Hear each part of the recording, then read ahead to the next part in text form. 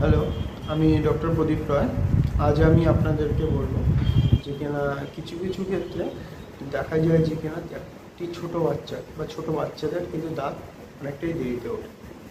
কারো দেখা যাচ্ছে 1 বছর 1.5 বছর বয়সের মাথায় গিয়ে উঠছে, বা কারো একটু আরও দেরি হতে পারে। কিন্তু সাধারণ অবস্থায় একটি বাচ্চার দাঁত ওঠে 6 থেকে 7 মাস বয়সে।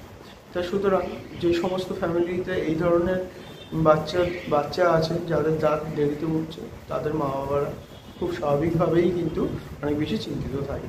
কারণ তার বাচ্চা কথা বলছে, চলাফেরা করছে, সব কিছুই নর্মাল, কিন্তু তার এখনও দাঁত উঠছে না। এবার এই ক্ষেত্রে বলি যে কিছু কন্ডিশন আছে, যে সমস্ত কন্ডিশনে বাচ্চাদের দেরিতে দাঁত ওঠে। সেগুলো হচ্ছে যেমন জেনেটিক বা ডেভেলপমেন্টাল প্রবলেম।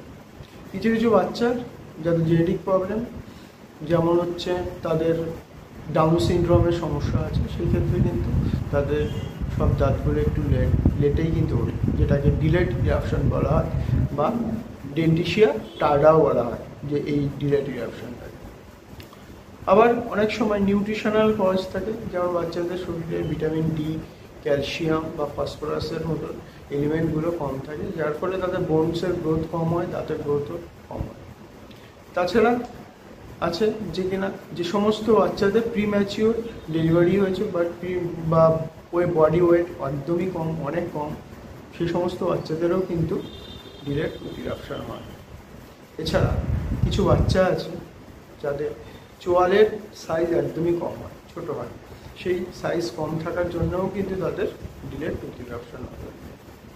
আবার কিছু বাচ্চা যাদের হচ্ছে দাঁতের ঠিকঠাক পজিশনে দাঁতটা ওঠে না, যেটাকে বলা হয় একটোপিক ইরাপশন বলা হয়, এর ফলেও কিন্তু অনেক সময় দাঁত কিন্তু ডিলেট ওঠে, কিছু দাঁত।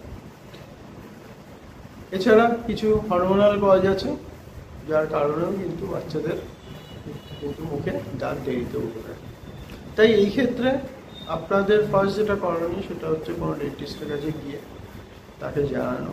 সে অবশ্যই আপনার বাচ্চার মুখের একটা এক্সরে তুলে নিয়ে দেখে বলে দেবে যে তার দাঁত এখন কোন পজিশনে আছে বা কীরকম সময়ে উঠবে, সেই নিয়ে আপনাকে আলোচনা করবে। কিংবা সেই এক্সরেতে যদি বাচ্চার মুখের সিস্ট বা টিউমার জাতীয় কিছু যদি থাকে বা অ্যাবনর্মাল কিছু যদি থাকে মনে হয় বোনস গ্রোথে, সেটাও কিন্তু সেই এক্সরেতে ধরা পড়বে।